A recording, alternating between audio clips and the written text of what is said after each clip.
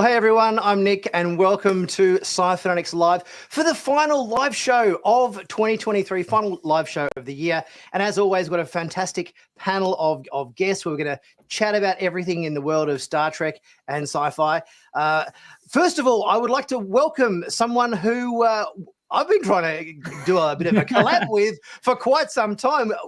I think we've been trying to do this for about 12 months. I'd like to welcome from the Jessie Gender YouTube channel. It's Jessie. Welcome, Jessie. Hi, I'm excited to be here. Yeah, I'm so sorry. It's been such a pain in the butt to get me on because just been so hectic. But I'm very, very excited to be here and to chat with all of you. Except for with Seán, we can leave. We can get rid of this one. It's fine. But the rest of you, I'm all excited to chat with.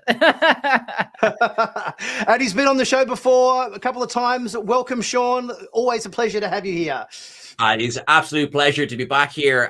Shame you couldn't get better guests, but other than that, it's so happy to be here. And thank you so much, Jessie. I love you. That's Even right. if you're the best. I love you. And as always, my Sci-Fanatic in crime, David. Welcome along, David. Nice to be here, everyone, and to share this last show of the year with such honoured guests. It's a privilege, and looking forward to some fun times today, and maybe moopsing it up. Yeah, I love it. I love the T-shirt. That's one of mine. Just in the quiet. Yeah. Okay, so basically today what we're going to do is we're going to have a bit of a retrospective look at the best and maybe not so best stuff, some hits and misses of 2023, some of the highlights that we all loved out of the world of Star Trek and everything. And you know, maybe also chat about some missteps, some bumps in the road along the way that maybe didn't quite hit their mark as much as we hoped they might have.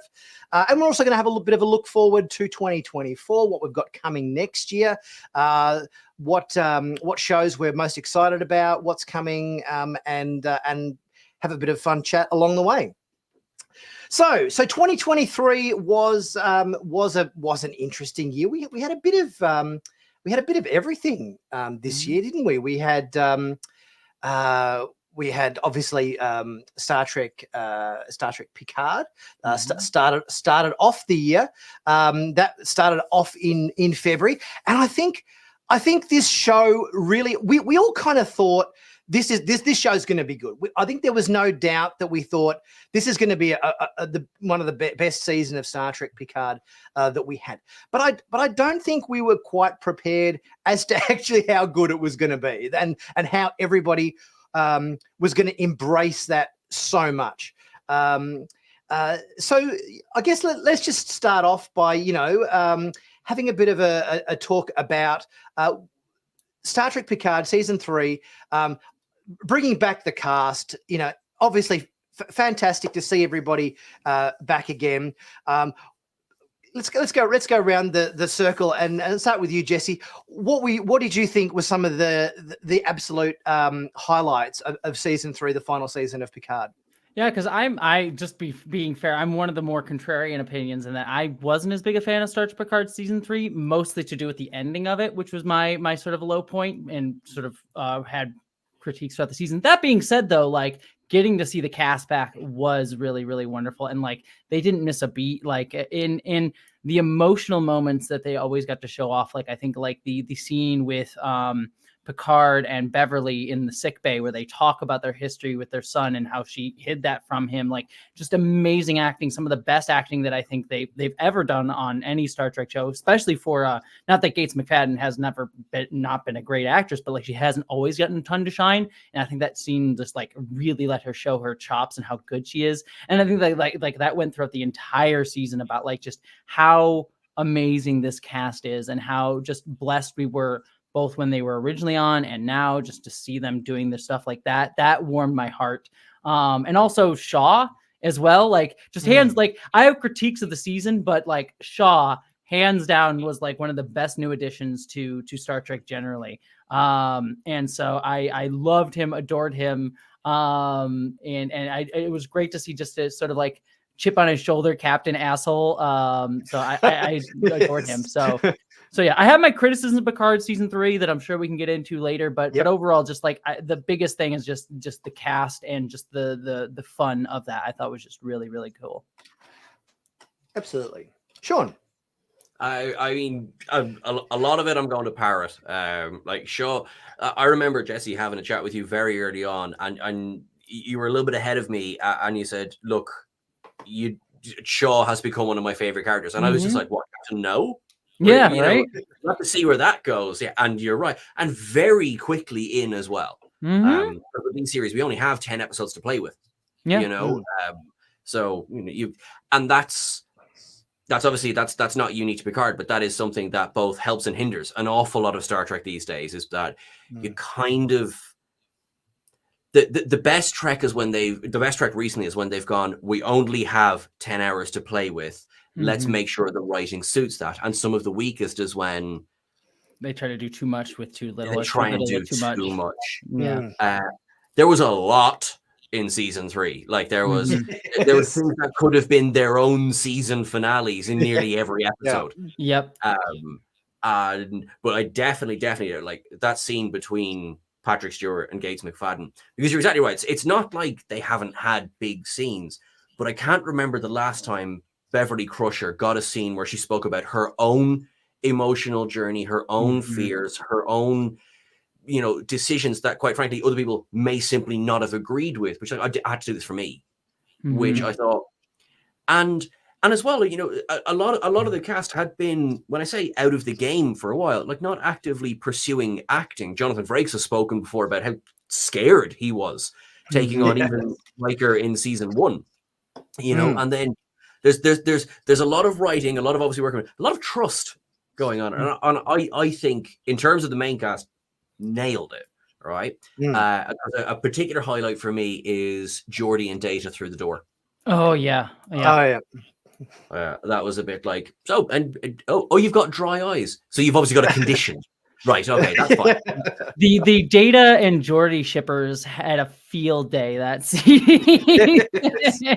But yeah, like they're like, I think that them finally getting to have that emotional, and also, let's be frank, like getting to have a moment that they weren't allowed to have in Nemesis, because many things you could say about Nemesis, but like the movies always generally seem to be more focused on like the Picard Data relationship, which is fine. I think that that's a solid, they have a lot of good stuff even in Next Gen, but like Geordi and Data were always like the boys together. And the fact that they didn't really get anything, and then Data dies in Nemesis, and they even cut the one scene that he has with Geordi. It was just heartbreaking. So I'm glad that they got to have like their moment, and they were so, like, LeVar Burton just killing it like with those scenes. Yeah. David. Yeah, look, I think for me, I have to sort of get on the Shaw bandwagon. I kind of really like this character as well, because I think that initially it kind of looked like Riker and Picard were going a bit rogue and, putting a ship and a crew in harm's way just to achieve, I guess, their own ends. And Shaw was kind of like, I guess, he resonated what I would expect a captain to resonate: care for crew, concern, caution, not just going straight out there all guns blazing. Yes, he had faults like everyone, and he had an interesting backstory.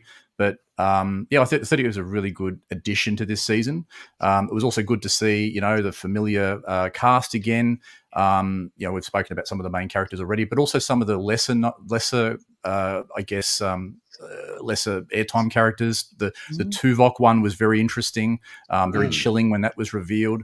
Also, Ensign Rowe, not Ensign anymore, but the development there and the way that everyone had their moment, and I thought that was really special. And it was kind of like the send off that they didn't get necessarily in Nemesis, or weren't able to perhaps do in Nemesis. So I really enjoyed it. But yes, it did have some ups and downs this season, but overall I think it was a pretty good season.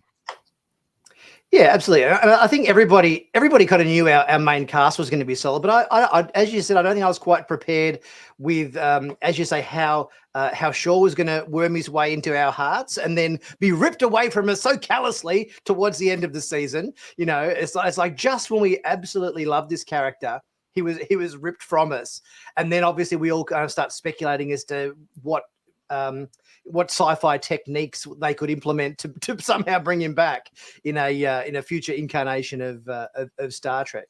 And as you said too, David, I think seeing Ensign Rowe or Commander Rowe again was particularly something I didn't expect, but then how it was done, I think was so worked so well in the context of the episode, because when they were all trying to work out who the changelings were and everything, and they couldn't trust anybody, it was the damage and the emotional scars but left between, you know, Rowan, Picard and Riker and everything, that kind of they were able to use to their advantage to prove who was who and everything. And, you know, I love that scene with between, I think it's Rowan and Picard, where they just emptied their sort of emotional baggage. It's like, well, okay, I know you're real now.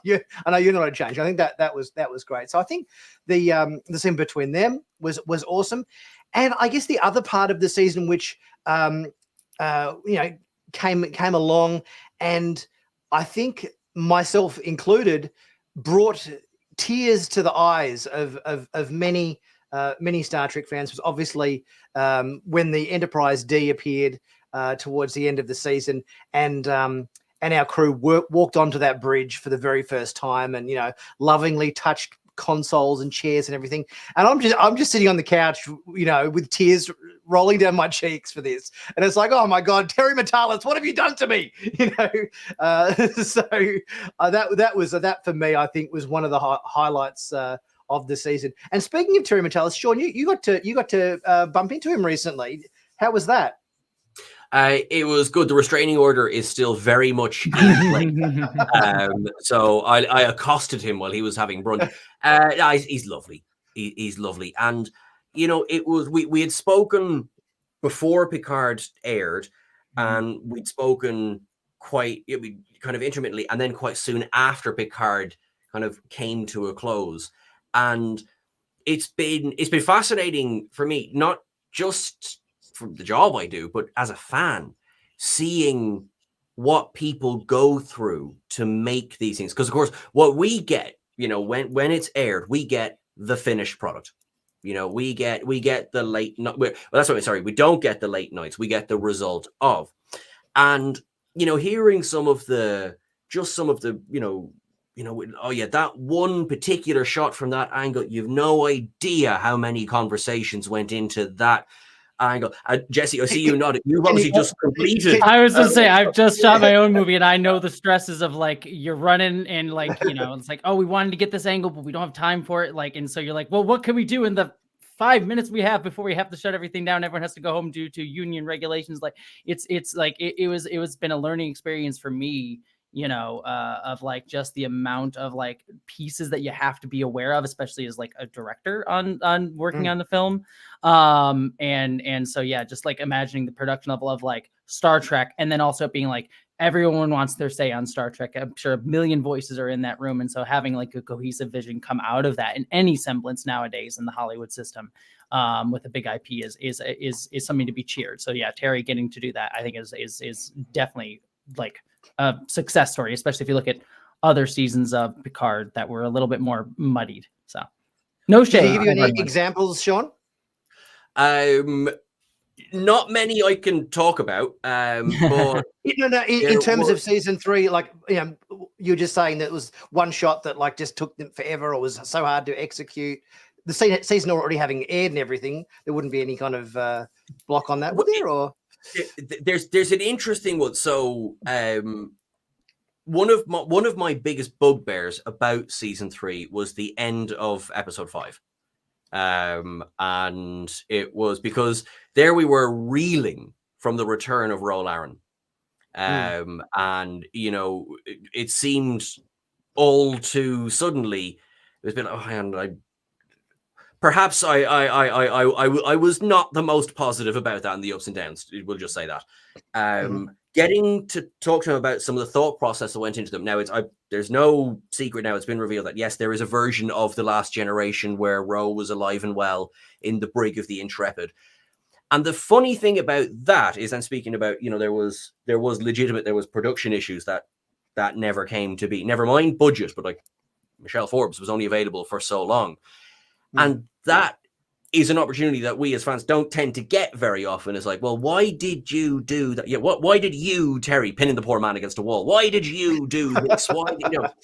And he's like, well, here is the reason, and there was production reason, but what was really lovely to hear was how hard Michelle Forbes fought to be back, as it was part of Michelle Forbes' plan to be in the season at all. Obviously, you know, you reach out to whoever you can, you know, kind of. And again, I do not have an answer to, but I certainly posed the question: where the hell was Sela?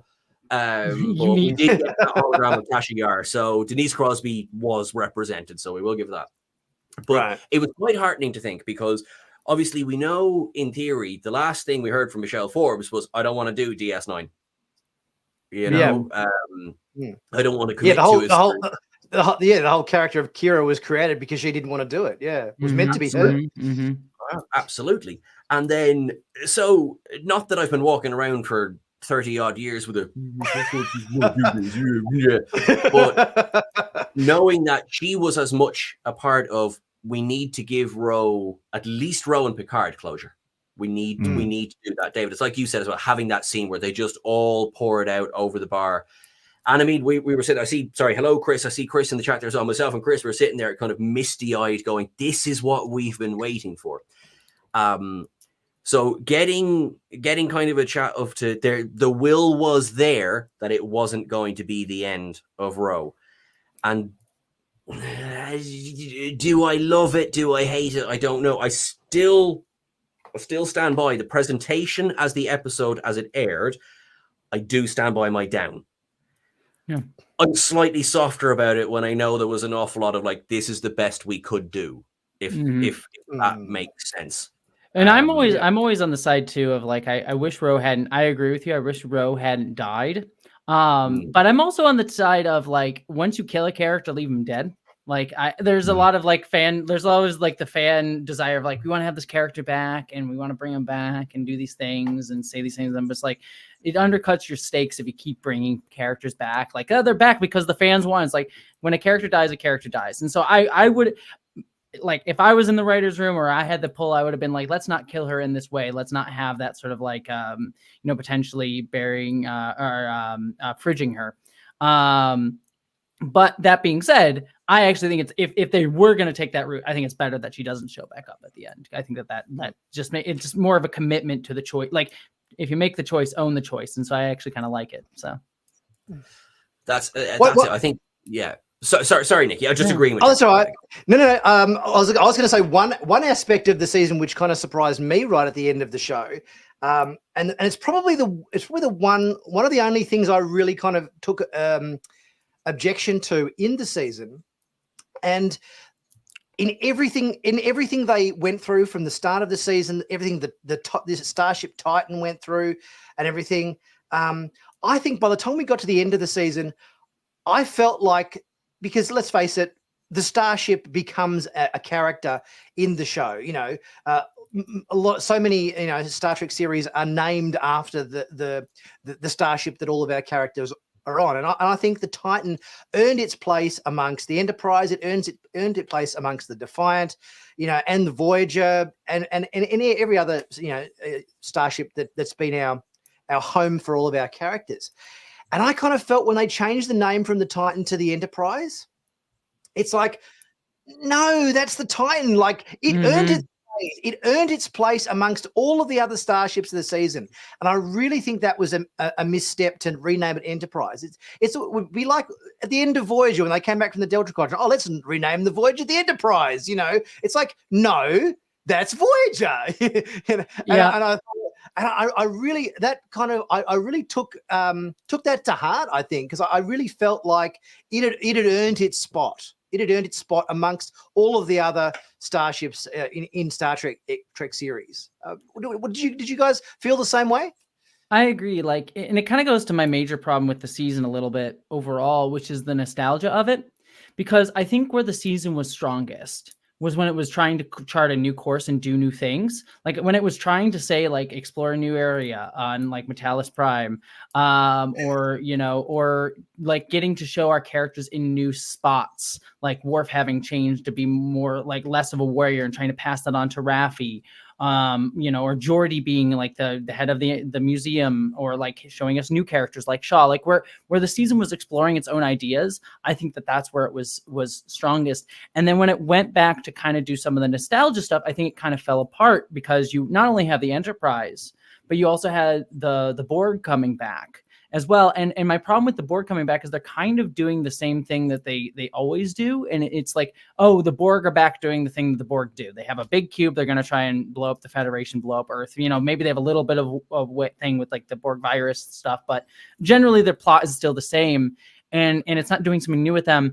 And then the same thing kind of with the Changelings as well, where like the infiltrating Starfleet was such a cool idea. I liked that idea, but it felt like a redo of Deep Space Nine. And where it was interesting to me was the motivation of the Changelings. And at the end of the season, they kind of just get cast aside. There's like that one episode where we get to see her like talk about like, I was tortured by presumably Section 31 or the Federation, and her having a rightful grievance about like, yo, the Federation did war crimes during the Dominion War that's leading to this trauma now. I'm like, that's a fascinating idea of like the cycle of like trauma, and like how do we break this? And then the show just kind of ends it with like Picard being like, well, let's murder her now because she's too far gone, and then we're going to go and deal with the Borg. And it was just like it just felt like, and then you get the Enterprise D back. And so, and kind of like the part that just frustrated me was just the ending up in nostalgia. And it's a larger problem, I think, of a conversation about Star Trek generally, big IP franchises generally, is that like by constantly looking back, by constantly like being like, oh, look, it's the Enterprise. Oh, look, it's Voyager. It's like, I don't mind those things in small doses, but you need to be able to build something for the future so that Star Trek can go on for the next 50 years, because making that ship, and I'll wrap up because I'm ranting here, but making that ship, the Enterprise at the end, kind of cooled me on a Star Trek Legacy series, especially because it's called Legacy. It's like, I would love to explore the era of Star Trek right after this. And I'm down for a series that's set after that. But what I don't want that series to be is just to be another show set on the Enterprise with a cast of characters that we already know, kind of like Strange New Worlds, and then just revisiting storylines from past treks. Like, I'm fine if like you're exploring the area, you bring in Ezri Dax or whatever, like these characters pop up here and there where natural, but I don't want it to be a let's revisit old hits. It's like, let's boldly go. And that sort of choice of the Enterprise was kind of indicative of the things that I disliked about Picard season 3, and diluted its really strong strengths. So, yeah. Anyway, sorry, I had my rant there. So thanks for coming to my TED Talk. That's all right. That's right. Not a rant at all. To finish off our chat on Picard, the only other misstep I kind of thought was dangled. The carrot was dangled and then kind of taken away was the inclusion of the Enterprise F. I thought we would be getting more Enterprise F action in the season, but it really only sort of popped up very briefly as part of the was it Frontier Day celebrations or whatever, and then yes. then we had obviously Admiral Shelby or whatever do a bit of a speech from the bridge, and then it pretty much disappeared. I thought that was a bit of a missed opportunity, I kind of thought we would be seeing a little bit more of the Enterprise F as part of the show. Or do you guys? What do you guys think on that? I love that they included it in the trailer as much as I dislike that they included it in the trailer, because I think had you left it as the door is open, it's like, is that the Enterprise F? You wouldn't have had the build. You wouldn't have had the build up. You wouldn't have, it's a bit like checks over shoulder. Sort of where the Doctor Who 60th is leaving me a tiny little bit cold here is that there's been a lot of expectation, and so far there's still one more to go. So far, is there much? I mean, it's good episodes, don't get me wrong, but like there's a lot of expectation. Not a lot of them are kind of landing, and that's what I felt a little bit about the Enterprise F. Had we not known about the Enterprise F going in, by all means include the only thing is just don't do that trailer. Include the graphic. Leave that there when you see the episode 1. Raffi's going through all of that, and you see the Enterprise F. Oh, it exists in this world. That's cool. But in the same way that they did that with Voyager B, but we then didn't visit Voyager B, because, like, I know it's been said publicly, that was more just of a, it was more of a, hey, Star Trek Online fans, we see you. That's what that was. Yes. And it was not, because so much of the Star Trek Online ships had, of course, featured in both seasons 2 and 3. I actually take slightly more like Shelby. I mean, yes, they hang a lampshade on it. Shelby, of all people, talking something so Borg-like. It's like, yeah, it doesn't make it make sense, though. Even though you're shining a light on it, even though you're having... And yes, it's Riker is the one that goes, her? Ugh. I thought we might have got Harry Kim as the captain of the Enterprise F or something. You know, I thought they were going to throw him a bone. It'd be a massive progression. I That? finally done it. I finally become captain. Protostar warps in hologram Janeway, destroys it. Nothing even to do with the Borg. Yes. We all know he's still an ensign, king of the ensigns forever. Ensign forever. Exactly, Yeah. exactly. Over Lieutenant Junior Grade Boimler. Yeah. Yes, yeah.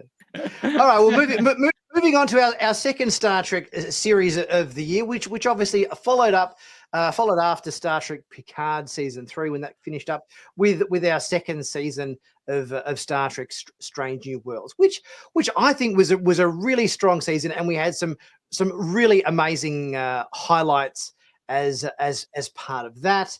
Obviously, most notably, the appearance by old Boimler and Mariner in live action form. That was obviously a pretty big addition to the season, and not to mention our musical episode, Subspace Rhapsody. Let's just go through, just quickly what you guys personally found, some of the best moments or best highlights of our second season of Star Trek Strange New Worlds. I think for me the best two episodes. I think I have some. Again, I have criticism because I always do, but I think this season of Strange New Worlds had two of my favorite episodes of modern Star Trek. Period. The first one being Ad Astra per Aspera, and then the Lower Decks crossover episode.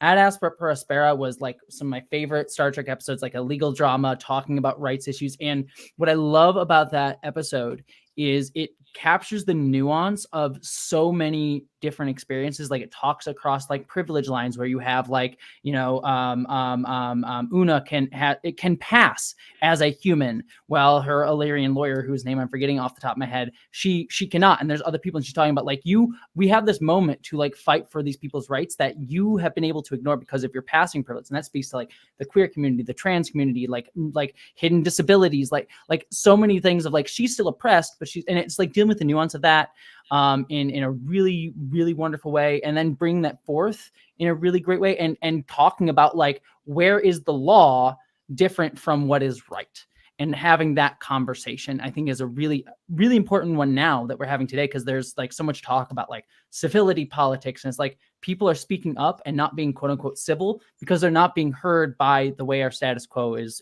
being set up. And so in such a great Star Trek way, it was having all of these conversations while looking at the nuance of it in ways that I don't even think old Star Trek did at the time, because sometimes Star Trek would have its eye on the ball in the grand message and miss some of the nuances of like specific experiences. So that episode just was so wonderful on so many levels. And then the Lower Decks episode was also a lot of fun. And what a clever gag of like not just bringing them into live action and having fun, but the episode being about like Lower Decks is a show that is about kind of nostalgia and stuff like that.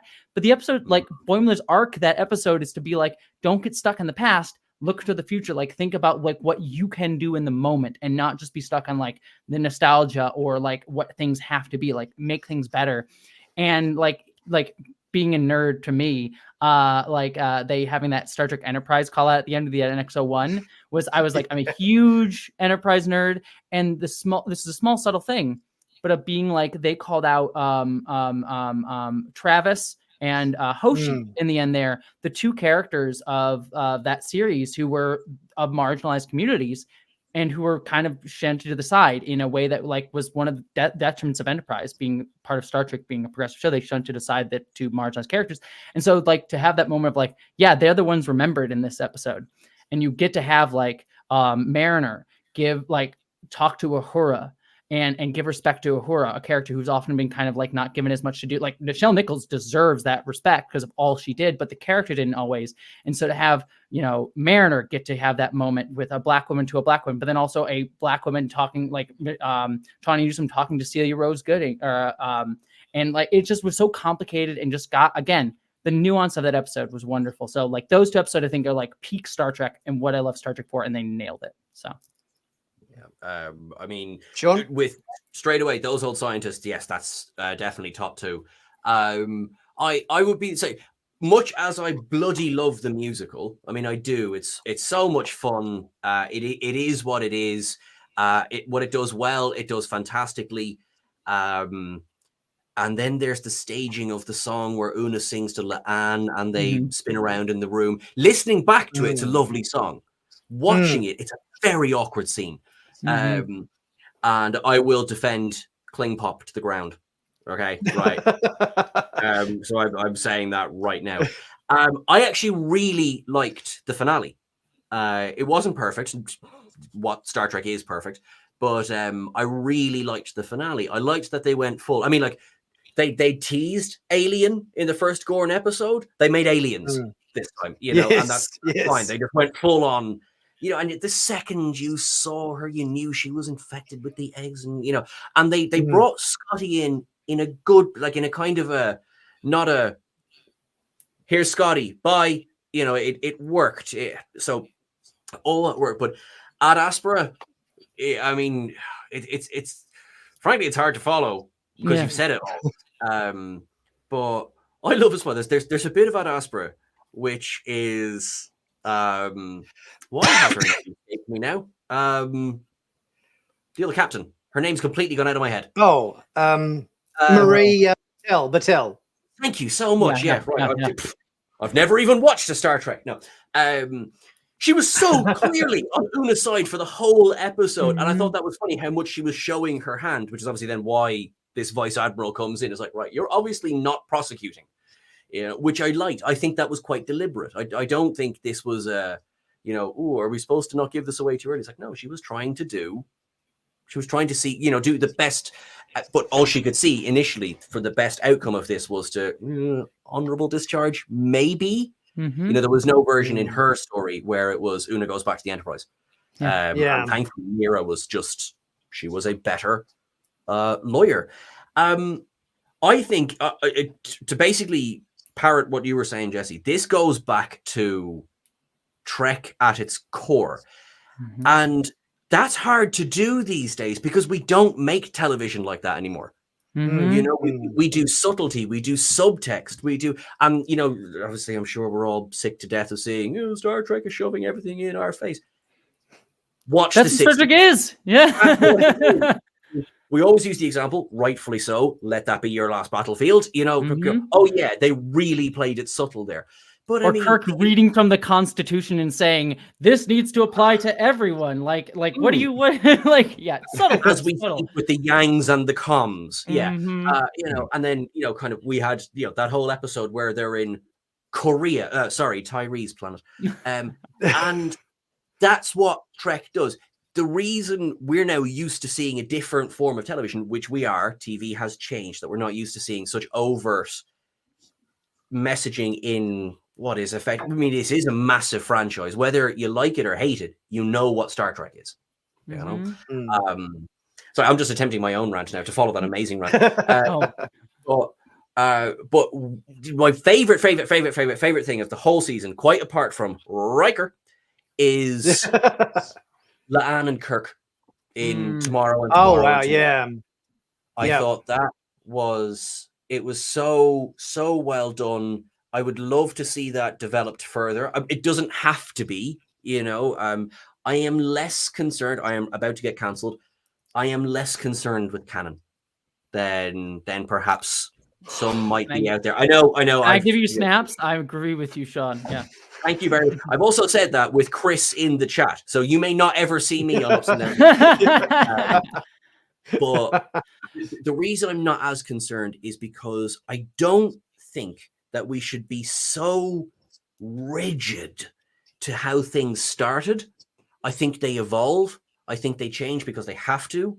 You know, I think we have to be, and I say this with love and respect to Matt Jeffries and the design of the 60s. Can you imagine if they had done Discovery looking like that, how quickly that show would have been cancelled? Yeah. And I think, if I think you're rigid. Yeah, sorry. I cut you off. No, I cut you off. Sorry. No. I was just gonna say, like, with You go. sorry. We need a traffic light system. Yeah. I was just gonna add on to what you were just saying. Is this like canon should be used to yes and stuff. Like don't go and like if you're gonna like come in and be like I want to completely rewrite Kirk, make him completely different characters. Like well then why even making this a Star Trek thing? I'm looking at like Halo, the Halo show that came out, which is like you don't even want to make it a Halo show. You want to make your other science fiction show, which is fine. That show is interesting, but it's not using the Halo story. But what I liked about Strange New Worlds and what it generally did, which was like, yes, it's not so shackled to canon that it can't be like, maybe this little thing can be slightly different, but it is using the ethos of Kirk, the ethos of Spock to tell new stories that are pertinent to today. So like the way I always think about canon is like, yes, like you don't want to like completely ignore canon and say shove it aside, but it should be a thing that yes ands and that you have the joy of having this history of Star Trek to build on and allow that like what that means to add weight to what you're saying, but don't ever get shackled to the point it's like, well, we can't tell the story because Kirk was supposed to be at this he mentioned in one episode that he was on this place at this time on Stardate 864, so you can't tell that story. It's like that's when you're too beholden to it, But the way they got around that in the episode where they made Pike the fleet commander just for like one mission, an episode. Just so they could explain that line when Kirk later on said in original series, oh yeah, I met Pike when he was promoted to fleet captain, and just the way they kind of. It was the acknowledgement of canon. It didn't step on any toes. It didn't get in the way. It was done just enough that all the canon purists out there don't suddenly lose their shit and start jumping up and down screaming. And go, yep, that did it for me. Great, let's move on and tell a good story. Exactly. So they did a great job with that. So yeah, David, Strange New Worlds season 2. Yeah, look, I think that canon part's very important for me too, but you got to find the right balance. Whenever you put yourself, I guess, in a prequel series, you're immediately, I guess, putting some sort of bookends in place or some constrictions, and I guess you can be creative around that. But just having that little acknowledgement to sort of nod to say, oh, yes, well, this was because of this, I think that does allay some of those, I guess, the canon cops getting their shit up and riled or whatever you want to put it. Which I can be a bit of a canon cop sometimes too, but I think it's also respect also for what's come before too. I think by acknowledging that there's also definitely respect to the past. I think with this season having 2 maybe oddball stories out of 10 might have been perhaps a little bit challenging. I think that was called out a little bit. So I think with the scientist one and the, if you want to call that a bit of an oddball one, as well as the musical one, maybe we could have had that in 2 separate seasons because you've only got 10 to get a story told, and they had a certain momentum that they're following. I guess with the Gorn, a lot to cover in the season. I think in terms of episodes, I think the team here has called most of the great ones out. The Ad Astra one I thought was really good. I thought it was a little bit weak on the prosecution case side of things. I think it was the defense really just reamed straight over the prosecution, but a very good episode and track at its best. Loved the Lan. Am I pronouncing it right, Nick? I hope I am, because I get criticised every time I say her name. I think you're 99% there. Yeah, Lan, Miss Nudian Singh. exactly. I think there's an apostrophe in there somewhere, so it's like Lan. But that's all right. I mean, us Australians always abbreviate everything, so it's like, she's Lan. G'day, Lan. How you going? Yeah. On you. So Lan and Kirk, it was nice to see that. And again, within the canon, I thought that was quite creatively resolved as well, in terms of the way where they started off in Tomorrow, and then they kind of wrapped that up, I guess, nicely with Subspace Rhapsody. So I think that was really good to explore that space. And there's probably more opportunities to do that without, I guess, corrupting canon, but to explore new territory, which is really, I guess, great for onboarding new viewers and really pushing the envelope with a new series. Yeah. And I kind of even too, sorry, just I apologize that I keep jumping in. But just because we were on the canon thing, one thing too with like canon that you just reminded me of, which was, I do think there is a part where canon does become a little bit of too much of a leader. Which is this season. My big critique of the season was the Chapel Spock stuff, which is very clear that the season is this in the show is focusing on Spock and Chapel's relationship in order to kind of give more depth to the very overt, like fawning over Spock that Chapel does in the 60s, which is a very 60s Gene Roddenberry sort of thing of like, look, the woman's story is she just is in love with this mysterious man. and so I give them credit for the season being like, let's add a little bit of depth to that. Let's add a little nuance to the Spock Chapel stuff. And so that is like sort of them following canon, using that to dictate the story. But I think to a degree, it is, in my opinion, I think limiting them a little bit, because I think Spock and Chapel's stories, both of their stories this season were always revolving around each other. And I think, especially for Chapel, Spock, he's been a character around for a little while, so I think you can do a romance story with him, and that's sort of interesting in new territory.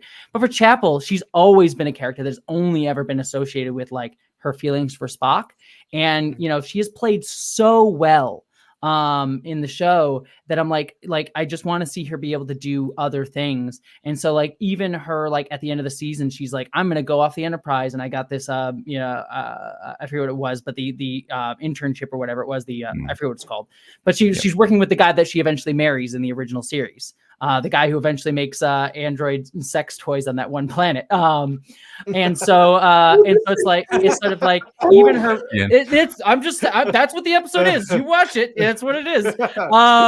Sexy world in space. Exactly. And so it's just sort of like, even her story of breaking away from Spock is somehow going to be tied into their love quadrangle or love rectangle or whatever you want to call it. And so it's sort of like, I love both those actors so much, and their story is not, what we see is not bad, but I think it's a limitation of the 10 episodes, and also them desiring to like focus on like, what's the canon thing with these characters. And like, you have done such a good job of characterizing Chapel. Let her do something different that I think just doesn't have to tie into that like prequelitis sort of element. Actually, just to really quickly, just to continue on from that one, because it has to be, I think where the Chapel Spock storyline has failed Chapel and Spock, I think it has either inadvertently or amazing long game completely made us all on T'Pring's side. Yeah. So and T'Pring is cold. I mean, because at that point we've never met T'Pring. This is Spock. Don't be mean to Spock. No. Now we're just like, be meaner to Spock. I think part of the problem is that we didn't really get to see the relationship in any great extent, because I think they got together at the end of that episode or whatever, where they had the kiss in the quarters and everything. And then I think we got one moment after that in a following episode where they were kind of playing chess or something together. And then the next episode, they were kind of breaking up. It's sort of like, we never got to kind of sit with the relationship for any length of time. It was kind of like, oh, they're together. Oh, now they're not together anymore. It was so fleeting. And that's the 10 episode. I think that's the 10 episode problem. Yeah. Sorry, I cut you off. I was just. No, that's all right. And obviously, we have to probably give credit, as Seán mentioned before, to one of the more out there moments of the season, which obviously has garnered such an either absolute love or absolute hate opinion, which of course is the K-pop moment from look. I watched just the other day. I saw there was like a deleted scene, I think, on the season 2 Blu-ray set or whatever, which showed what the song was going to be before they changed it to K-pop, which was like a kind of a Klingon opera kind of number. And it's like, no. It just like knowing how good that moment was. I mean, this is my opinion in the show, and how that just came out of nowhere and just left me like on the floor, rolling on the floor laughing. I think that Klingon pop. That Klingon pop moment was just perfect. Seán. I have a funny little story. So a while back we interviewed Bruce Horak, because oh my God, Bruce Horak is back as the Klingon captain. He didn't know until the episode aired which version they went with. Really? Right. Okay. Oh, wow. He found out on airing that they went with the Klingon pop one. Because I was there messaging him saying, "Oh, congratulations, it's amazing." He's like, "What are you talking about?" "Oh, that's amazing." I'm like, that's right. So I think it's the infinitely stronger choice. The episode is bizarre, and it keeps the energy of the song going, because now you've seen the clip now, the opera one. It slows everything down. I loved it. Absolutely loved the choice they went with. Yeah. The opera one might have been better in the original, like the motion picture. Maybe at the start when the Klingons are approaching Vija, you could have maybe the opera version playing out there on the bridge. It might have just vibed things up a little bit. Fire torpedo. Let's put more. Yes. Plus, it's just a good pun, right? K-pop, come on, it's right there. It's right there. Or is it K-pop? You haven't heard K-pop until you've heard it in the original Klingon. Exactly. And of course, at the end of the season, we got the appearance of Scotty as well. I think we kind of thought this might have been on the horizons coming, because they obviously hinted at it in the last episode of season 1. Good to see Scotty. I think it would be interesting to see how they utilize him in season 3, whether he, ends up being kind of like a. I would be surprised if they made him chief engineer, quite right off the get-go. I think he's more likely to shadow. I'm not sure whether Carol Kane's back for season 3 or not. I haven't heard any. Sean, have you heard anything about whether Carol Kane's back for season 3 or not? Nothing. No, this is something we've chatted about a lot. I haven't heard she's back, and don't get rid of her. Give her at least another season. But also, for the love of God, don't kill her off. She's a man. The whole thing, she's thousands of years old. There is no death scene that's going to cap that off. Plus, she can be a guest star in Starfleet Academy. No, I think it would be quite a good dynamic, knowing just seeing a little bit of a glimpse at the relationship at the end of season 2 between Scotty and Pelia, and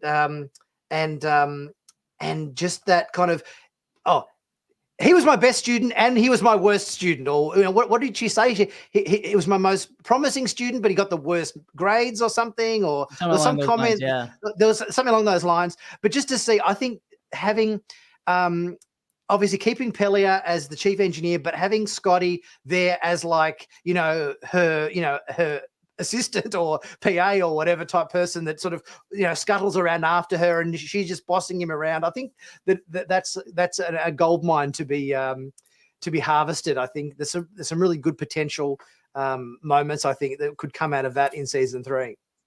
And allow Scotty to do something new as a character too. And also, by the way, I should say, Scotsman actually playing Scotty. So yes, it's only taken 60 years, Yeah, right. Better late than never. Exactly.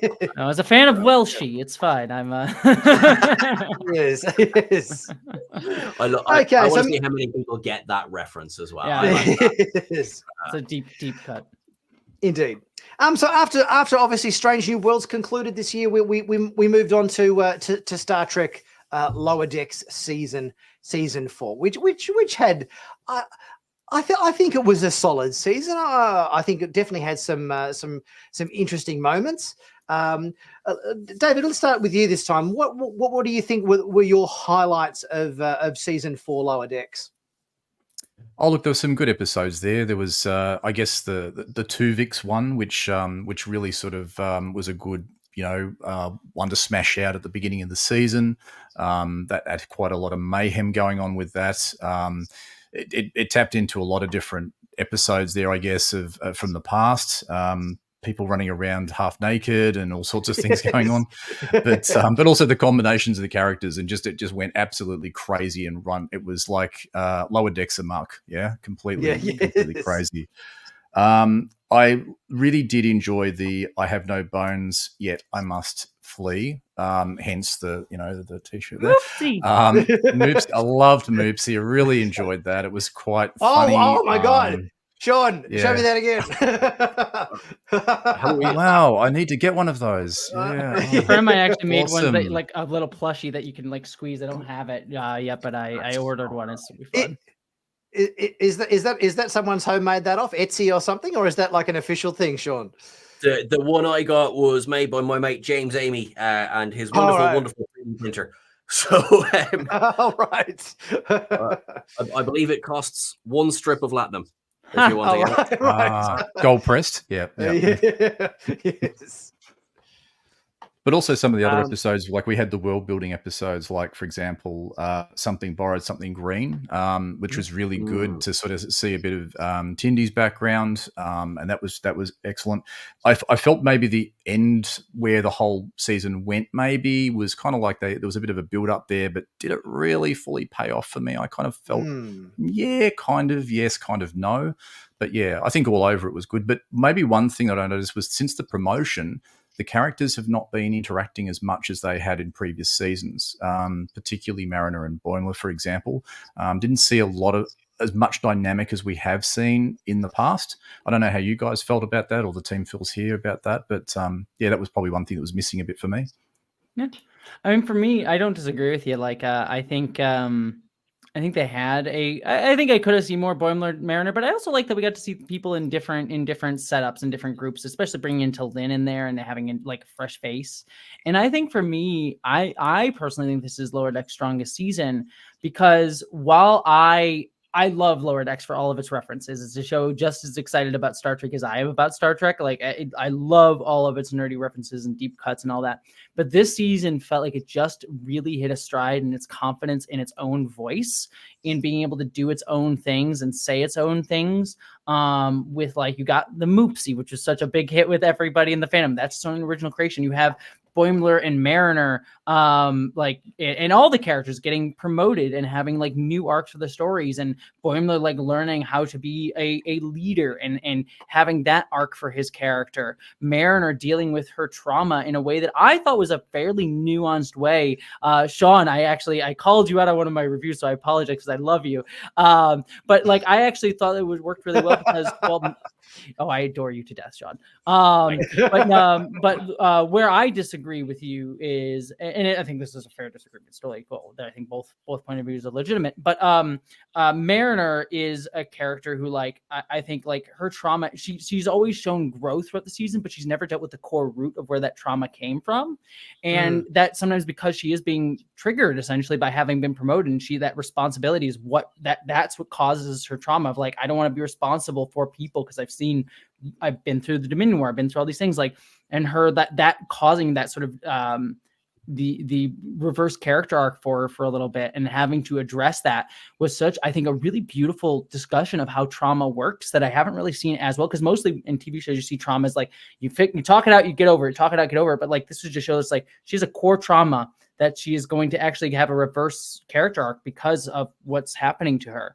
And I thought it was just so nuanced. And so between all of that, like this season, I think just had such a confidence in its own voice. And then on a personal level, I'll just try and be quick about this because I've read about this elsewhere. The 4th episode with Tendy's character, it meant the world to me. I understand. For me, it might be one of my favorite episodes of Star Trek ever, because just on a personal level, Tendy is the character I identify the most with. I adore her so much. And I, as a trans person, I've always kind of related to her story of like being this person who's felt like sort of out of the group. And there's like little things that you could like hint here. Like she has a dead name, the Mistress of the Winter's Constellations. She has different biology from other Orion women. She's mentioned she doesn't have the Orion pheromones. So that like, as a trans person, I'm like, I feel a kinship with these things, intentionally or not, by the show.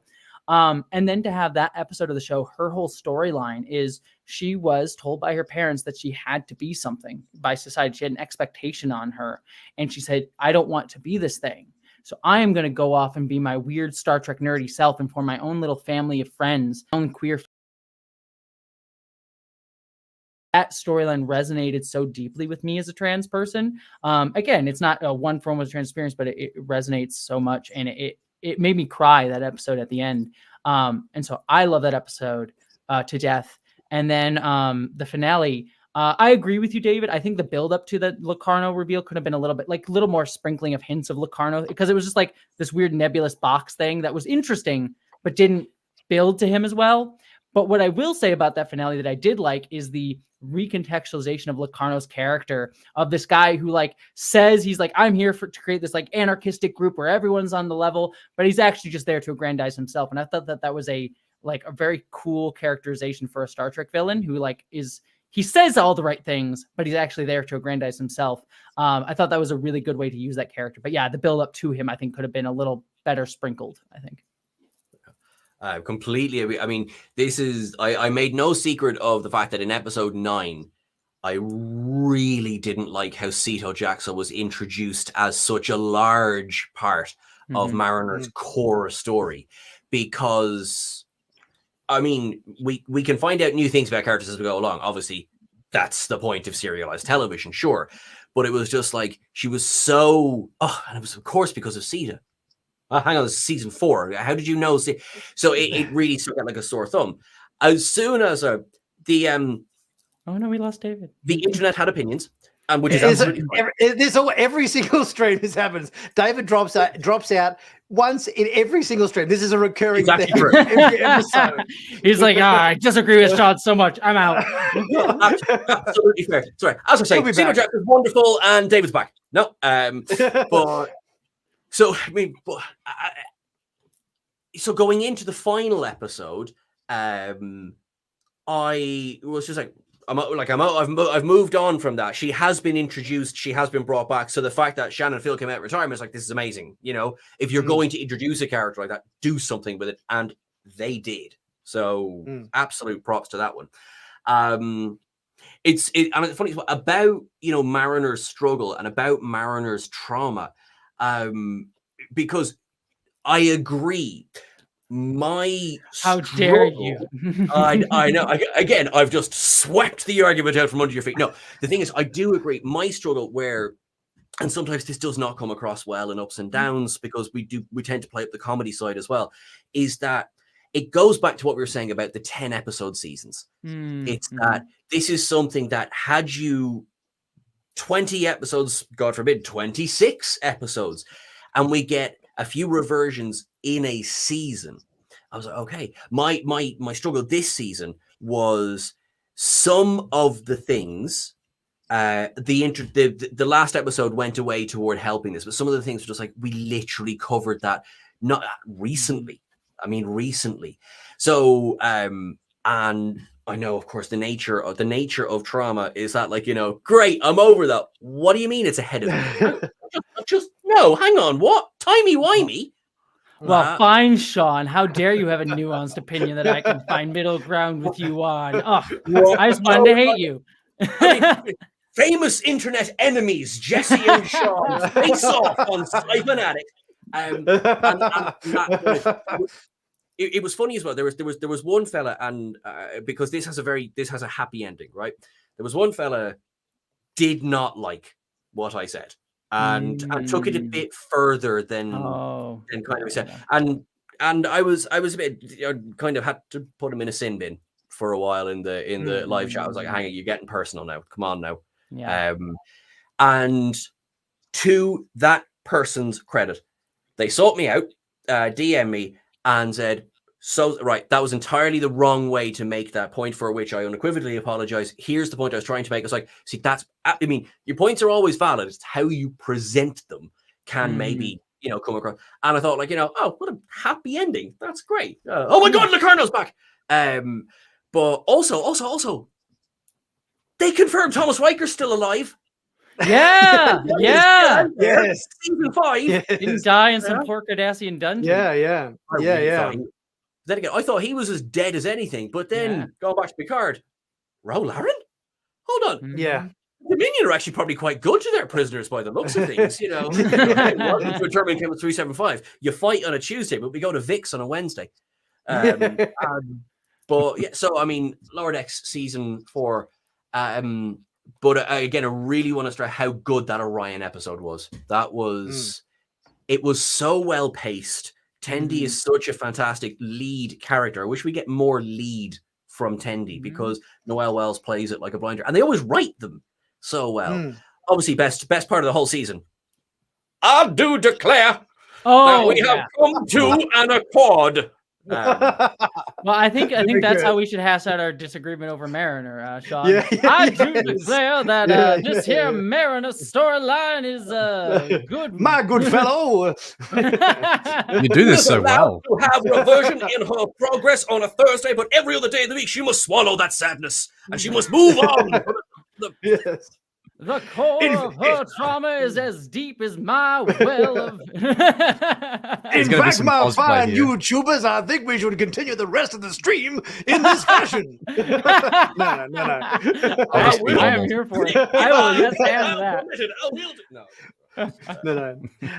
The other thing I wanted to highlight is part of the season, which I think had so much potential, but I think it was a little bit underwhelming as to how it ended up playing out, and that was our team up between Badgie and Agamus and Peanut Hamper.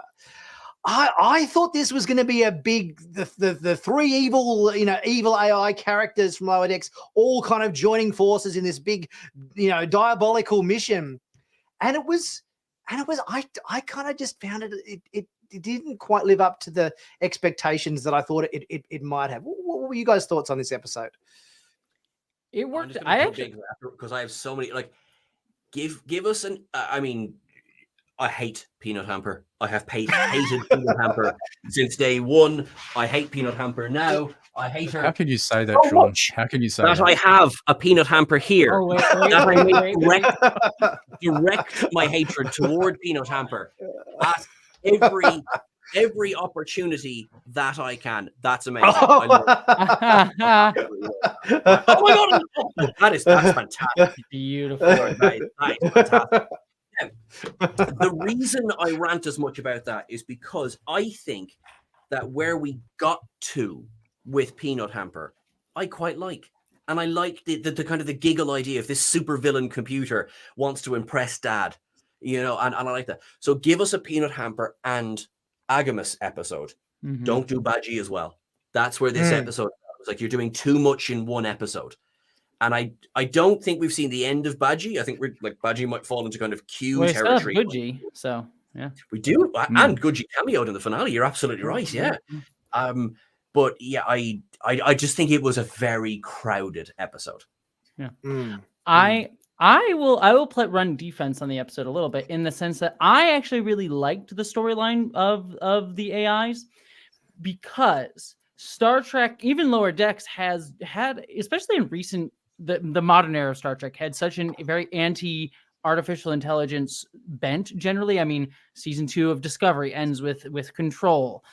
Season 1 of Picard's whole thing is like the anti-synth thing. They're going to destroy all of the world. And there is some like things like synths are humans, but there's still like that whole like kind of like there's the evil eldritch tentacle AI things that come out of that nether realm that we'll never talk about again, apparently. And season 3 has the AI of the Borg like taking over everything. Lower Decks season 3 had the Texas class AI. And I think there is definitely, especially since we're in a current cultural moment, talking about AI in so many ways, in the sense of like we live in a society that uses AI to like shove people out of jobs, to plagiarize work. We live in a society that sort of encourages using AI to steal from people and to hurt people who are working. So I think there's definitely a legitimate conversation about like living in a capitalist society with AI, and I think that's a legitimate conversation and why we have a current thing about it. That being said, Star Trek, I think, is a show that like kind of should look beyond that element of it in terms of when we use AI as like a person, and using AI as like an othered people, like they kind of did in Picard season 1, because you had Data and his whole thing was fighting to be seen as human. And so I've been kind of a little bit disappointed in modern Star Trek that it hasn't really shown that AI stuff. I think the only other place that I've seen it really do well with it was Discovery season 4 with Zora. Control?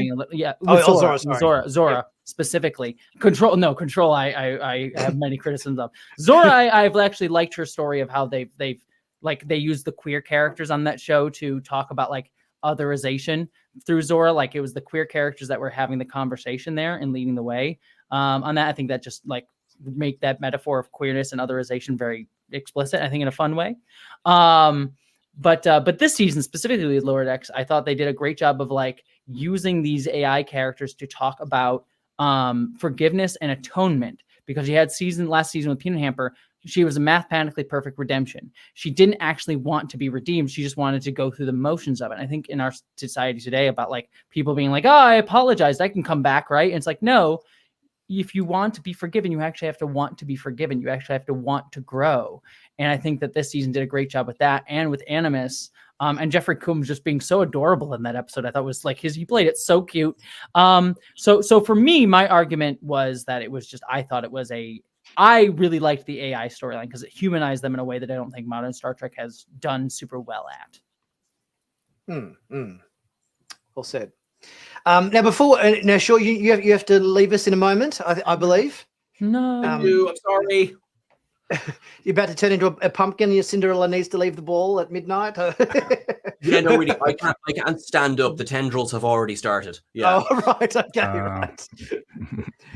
Any last thoughts on the best of 2023, or maybe just a quick comment on what you're most looking forward to for 2024 before you head off? Like 2023, I think the fact that we can sit here and discuss what we liked, what we didn't like, what worked, what didn't work, just hammers home what a good position we're in at the moment. And I think when we had a good chunk of this year, that was bleak. I mean, everyone was on strike for completely valid reasons. We were getting Discovery was cancelled. We didn't know what was happening with Prodigy. Now, looking into 2024, we will have season 2 of Prodigy. We will have season 5 of Discovery. If we're super lucky, we might get a couple of episodes of Strange New Worlds, and that's because I believe in optimism. Same thing to be said for the Section 31 Long Trek. And Lower Decks season 5. Yeah. And Lower Decks season 5. We're actually looking at equally probably as busy a year in 2024 as we are in 2023, which personally makes me very happy because I'm going to get paid. I'm going to do some work, which is great. But, quite aside from that, as a Trekkie, our scariest year, I think, has been this year since 2017. Of like, oh, what's going to happen? We don't know what's happening in the future. And we got through it. We tore lumps off each other as we went. And, we were like, the epic rivalry of over nations between myself and Jessie was drawn up and hammered out here over a mint julep, which is more declaring there. I really think, I think anyone watching this is like, wait, this needs to happen. So next time I'm over, I swear we should do an episode of your podcast where I'm only doing the Twain voice. It'll be perfect. You realize this is recorded and online, yeah. right? Like, I will commit to the bit. I will commit to the bit. Have me somewhere. Make it a drinking game. Going to have to edit that, but I suppose I'm going to say, all right, prepare for absolute and utter cheese for a second.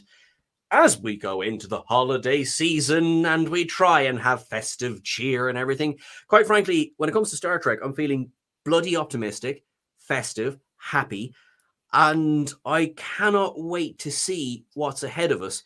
Particularly, I can't wait to see all the silliness that's started coming out since everything's ratified. This is it now. Kind of we're more or less back to normal. So all these uppity actors who want to be paid for their work, get back to work. And American Trekkies, make sure you watch Star Trek Prodigy when it comes out on Netflix on Christmas Day. Yes. It's the best Christmas present you can give to yourself. Get that support out there for Star Trek Prodigy. So 100%. So thank you so much. Thank you so much for inviting me. I'm sorry I have to go. I've got a whole slew of bodies I've got to bury. And oh, did I say that out loud? Well, you're lovely, and I love you all so much. Adore you, Sean. Thanks for joining us, Sean. Thanks for joining us. Thanks, Sean. Take care. See you again soon, please God. Okay. Bye. Bye. Bye. So in other bits and pieces for the year, one element which I kind of, in a fun way, was looking forward to, but I thought it didn't quite hit the mark was our very short treks. The very short Trek animations. I thought, oh, this is going to be fun. This is all in the style of an animated series and everything. And I think for the most part, I ended up sort of watching these sort of through, slightly gritted teeth. I guess. What were your impressions of these very short Trek animations, Jesse? I'll start with the positives and I'll go negative. The last two I thought were great and everything that they sold it as. The final episode was like, it felt like a celebration of the animated series, talked about that stuff, brought in Tendi for that, which they brought in Prodigy for that final episode. But regardless, it felt like a celebration of that. The second to last episode, written by why am I blanking on his name? The gentleman from Star Trek Prodigy. My gosh, I'm blanking on his name. I've met him numerous times. Anyways, one of the writers of Star Trek Prodigy, for some reason, names escape me. I met him many times, and he's wonderful. But I watched that episode, and it is such a fun episode where it's like them in all the holodecks. It's using every single Star Trek property, doing them in the animated style, bringing back my boy Trip Tucker. Like that was absolutely wonderful. So like those two episodes, I thought were great. The comedy was good. It was about celebrating Star Trek, what Star Trek means. Loved that. The other three, first off, I thought the humor was so kind of just dull and juvenile. It felt like SNL skit level humor that was just sort of like, get it, they're gross. I get it. Like it's like one joke like scraped across like 4 or 5 minutes of like, it just keeps going. And then also the humor just felt honestly a bit anti-Star Trek to me. Like the humor of the second episode when you bring Jonathan Frakes in, is like, we're doing first contact and these people are nasty, so we're like gonna leave. It's like Star Trek isn't like, Riker would be like, all right, let me just sit on my nose and we'll shake hands and I will make sure to clean myself later. Like you'd be like gung-ho to be like, let's just get body fluids out there. Riker. It's all about the body fluids. And the first one too is just sort of like, it had that very like political correctness humor. It's like, you can't say anything in this day and age. I'm gonna offend anybody, which just felt very like were they the most offensive things in the world? No, but it's like, this doesn't feel like the type of humor that you use Star Trek for. It's like, if you're gonna use Star Trek, have it be that message that's like a hopeful one, or like coming to understand each other. And it just felt like the choice to do that type of humor for the short treks just felt like you didn't really understand what you were doing with what Star Trek is. I am not someone who I never try to be like, this isn't my Star Trek, because Star Trek can be many things to many people. But I think the thing that it really always should be is having that like long arc towards we get better. And those three, like the humor that they chose to have for it just felt like a misunderstanding of the Star Trek property. David, your thoughts? Yeah, look, I think for me, it was definitely very hit and miss, probably more miss than hit. I loved the last one. I kind of loved, Tindy being in it, and the whole, it brought everything together, and, having a cool song through it as well. It was really good. A little bit strange with them running around with, I think they're waving their pants in the air. Hey, look, Gene Roddenberry loved his orgies, so no judgments, but I think it was kind of like, I probably would have taken it in a different direction. I actually was a newcomer to the animated series, so I'd freshly watched the animated series, and then I got into this, and I thought there was a good opportunity to potentially do one episode of each of the different episodes from the franchise in the same animated style. That was probably maybe something that would have resonated maybe a little bit more. So maybe dial down the humor and let's just see Star Trek in a way that we perhaps haven't seen before. I think that would have hit the mark. But that Nose episode, even when Brie was on here last time, she was grossed out by it. I was grossed out by it. I'm still in therapy for this episode. It's just the green is everywhere. It's like, and we're not talking Tindy's Homeworld, it's like that would be good green. This was bad green. This is as bad as it gets.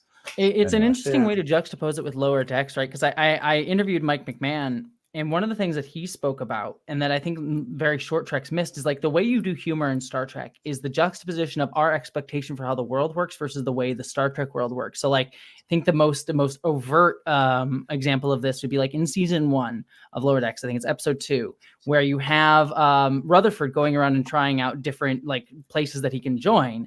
And you expect, like, he's like, can I leave engineering to go and try and be a security officer? And he goes and asks the superior officer, and they're like, yeah, that's great. Like it seems like it's going to be this, like they're going to get angry. And then they're like, no, that's great. Go explore your bliss. Figure out who you are. Like that's funny because we expect it in today's society to be like, oh man, you're hurting me. You're offending me. It's like, but in Star Trek world, it's like, no, go be who you want to be. And so like that the humor comes from like the difference in expectation in the Star Trek world. Whereas like this humor just in very short treks, just, it didn't like, it just felt like anything you could have done today in our world and honestly very kind of like regressive humor that didn't really get into that like Star Trek-iness of it. And so yeah, it just felt like a very missed opportunity. So yeah, absolutely. Got a super chat. Thank you so much, Chuck. Your content is fantastic, Nick. Thank you, Chuck. Cheers, mate. Jessie's Star Trek reviews are also great. I follow TrekCulture as well. Thank you so much, mate. Much appreciated. Yeah. Now we've had a couple of requests in the chat. I've noticed to maybe chat about Doctor Who. Obviously, the first 2 episodes of the 60th anniversary special have aired, and there's been a bit of chat going around all the different channels and social media and everything about these first 2 channels. And I'm very, very interested, in fact, Jessie, to get your take on these, because it almost feels like, and I'm assuming, of course, you've been watching them. Yeah. And reviewing them. Obviously, and reviewing them. It seems almost to me that in some ways the message that the episodes have been commenting in terms of promoting diverse topics and so forth seems to almost be overshadowing the stories that have been out so far, and that the way the show has been promoting or getting that message out there is the message tends to be overshadowing the show. What are your thoughts on that? I think I have complicated feelings on it, because I actually, for Doctor Who, I think specifically that first episode with the trans non-binary storyline at the end, to be very frank about it, is if you look at the UK, and as someone who I do a lot of like trans rights advocacy and stuff like that, the UK right now is actually a really dark place for trans people. There's a lot of laws and things going on right there. And I think that I do agree there is a level of like overt, like, hey, trans people are cool. Like it was a big moment at the end of the episode there. I do think that was a bit overt, but I think to say that message right now in the UK, especially by like the biggest show in the UK, I think it is needed, because it kind of goes to like, who is this show for, right? And Doctor Who, while it is a show we all enjoy, a lot of families love it, I think it is a show that I think it is aimed at like allowing a cultural conversation, allowing kids to be in the room, and for kids, especially trans kids right now who are under attack, to see their favorite hero, to see their favorite show be like, trans people are cool actually and awesome. I think that was a really beautiful message. And yes, there are people that are angry about it, that like, SJW started, like, hate that. I like, not even worth responding to it. I think that's just some people you just like, you gotta bring it on. You gotta be like, no, this should not be for your comfort. Like people should be able to feel seen.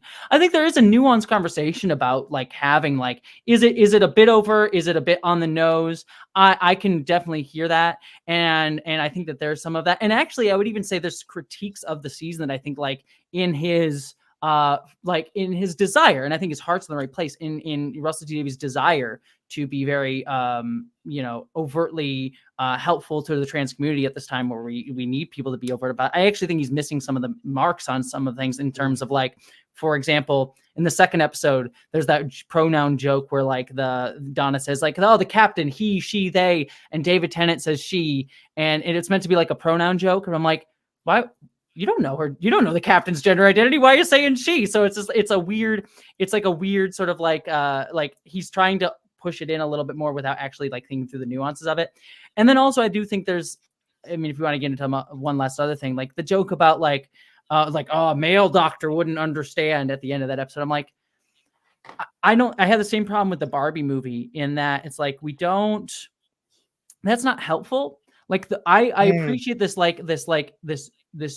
celebration of like trans people are awesome, being non-binary like helps save the day for the Doctor, and Donna having a daughter, and like even the small conversation what Donna has with her mother, I thought was really beautiful. Like that, like, oh, do I say is beautiful too stereotypical? Like I've had that conversation with my family. I thought that was really adorable and felt very like down to earth in a way that like Rose Tyler in season 1 or not. Yeah. Rose Tyler in season 1 of Doctor Who felt like her mother and father, like dealing, or her mother and her, and Mickey were like dealing with working class issues and stuff. It's like, these are the conversations people are having. I think that's good to show in Doctor Who, but to have that moment of being like, a male doctor wouldn't get it. It just feels like, I think that's helpful. the moment that everyone's most, I think that's the one that most people are objecting to. It's like, why can't we be diverse and celebrate diversity in science fiction without shitting all over the Doctor? Because essentially they said to him, like, they basically insulted his intelligence and how he would never understand, and he's essentially stupid because he's male, and you can only and this thing will only be understood if you're female or you're trans. And to me, it's like that. I don't think that did any favors. No, it's like, no, I agree. Can we please celebrate, diversity in science fiction, but without feeling like we need to do it at the expense, and like they did in this moment in this episode where they're ripping on the Doctor, undermining his credibility. That's not, surely that's not needed. And the thing too is that like I don't think any trans people really ever want that too. Like if you look to trans people, the thing that I always say, and I see so many people say, is like, we want to celebrate diversity, and diversity includes everybody. The conversation that we like to have is just like, people like trans people haven't been able to have our voices heard, or people of color or other people, like we haven't been able to have our voices heard as much. And so, you need to be able to share space. And sometimes there are the assholes who are like, if you're like sharing space to somebody feels like something's being taken away from them. It's like, no, people are just having equal airtime now. But when you do have this like direct, like, wow, these people suck, like it's not on the same level of like racism, of like a systemic racist thing, but it's like, it's not going to engender the conversations that I think we need to have about like, how do we come to create a more egalitarian, how do we create the Star Trek world of like building a better future for everybody that includes everybody. And yes, that includes people being like, yes, we need to understand how we've been oppressing people, hurting people for forever, not giving space, but it also means that like we also need to all live together and grow together and not shove anyone out. And it also comes from like, and I see where it happens. You look at Russell T Davies, he's a dude. He's the one that wrote that scene. So there's been a lot of like, and this is why I dislike it, because to that scene particularly, because like a lot of the anger has been put on the trans community. And it's like, but a dude wrote it, and I get why he did. He's just like, aren't men shit? Like he's like, it's a dude saying like, aren't men shitty? It's like, no, you don't need to deprecate yourself, and especially when you're deprecating yourself in voice for the trans community. It comes across as like it vilifies the trans community in a way I don't think we need. So I think his message of like, I think his heart is in the right place when he's like, the Doctor's non-binary and trans people are cool. I think that's a needed message. I think that's a beautiful message, and it meant a lot to me to see it. And I'm sure it meant the world to trans kids in the UK. I wouldn't be shocked to say if it didn't like save someone's mental health, and really meant a lot to them. But yeah, I do 100% agree of this like shitting on somebody else to be able to do it. It's like, we don't need to shit on someone else to be able to say, aren't we all beautiful? So I think I think I agree. I think the episodes do good and the episodes do bad in that respect. And I think, that particular moment didn't help anybody. David, I enjoyed I was just going to say, I sort of enjoyed I like to be educated, perhaps, I guess, as an older person and a more traditional person. And I like to understand things that perhaps are not so clear to me. And I think there's a great opportunity within shows like this to do this. And I think you've got to sort of balance the fine line between representation, everyone having a go, and also, but not getting maybe too much on pushing too much agenda or soapboxy, because it should just be natural, I guess, in terms of the way I would sort of expect it. And I felt that it was really touching to see Rose and sort of understand her journey, and some of the teasing that she got, like when she was coming home and the boys were going past. That was, I thought, oh, okay, that was quite educational for me and rough, like to sort of see this.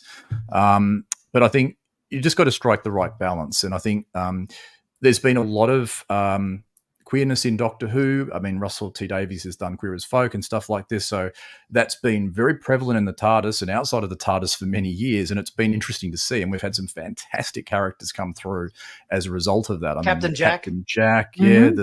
I can't remember the Silurian, Madam Jessie. Madam Vestra. That's it. We've had so many, and then in the last season with 13, we had obviously Yaz and the Doctor and stuff like this, and I think when it's just par for course, or it's just like taken as like kind of like a normality. I like that more, because then we're concentrating on the stories and we're just accepting this. We're sci-fi fans. Every week we get introduced to new concepts, differences, different cultures, different thoughts and processes, and we should be the most diverse accepting community out there, I would have thought, just by the way we're exposed to all these different concepts and things, and embracing of difference. And that's the lesson that we're taught, or the teachings that we're guided to follow. And but I think we just got to strike the right balance between the education, the teaching, and balancing it with storyline, versus perhaps it getting maybe the message a little bit too strong, and where inclusivity can maybe fall into exclusivity, where we're sort of maybe excluding some elements of the community because of we're being too focused on a particular kind of inclusivity, if that kind of makes sense. Yeah, I guess no, I hear what you're saying, and I guess I agree and I disagree to a degree, where it's like I think there's a balance, and I think that's where I agree with you. It's like in the sense of I think generally you should just be inclusive of characters being in the storyline. Like queer characters pop up, like kind of like they had throughout all the Doctor Who, and like be part of the tapestry. But I do think that there is a need as well to, like, when the story calls for it, I think there's a way to be overt and have like an episode that is like, this is where a queer issue would matter. Like I think for example, where like it fell short to a degree was if we go back to like Doctor Who in series 3, way back in Russell T Davies' first era, you have Martha Jones. She's a black woman, and they go back and they do that episode with Shakespeare, and there's a little bit of like, yeah, she's a black woman. We're not going to really, they have mentioned it, but it's not really talked about all that much. I'm like, there's an element here where you could have had a conversation about what it would be for a black woman to be in that time and place, you know? And I think that's like, that's allowing her perspective to come into it in a way that's like natural for her as a character that I think the episode missed. And I think you do the same with Doctor Who. It's like you have a trans character there or a queer character who, like, you know, most of the time is just part of the fun, you know? But then when it's relevant, it's like, hey, my perspective as a queer person, trans person, for better or for worse, like maybe it's like, oh, and I think this first episode did a really good job, was like thinking about the Doctor beyond the binary allowed for a reframing that actually saved the Doctor. I think that's a cool way to like think about those elements. And when it does become, and so I think like when the story calls for it, it allows the characters to have their own special. What makes characters unique, their own background, their own identity informs the story. And so I think it shouldn't be tokenistic in the sense that their identity doesn't matter and they're just there. It's like, no, just have it be there and be part of the world and to have their identity inform the story.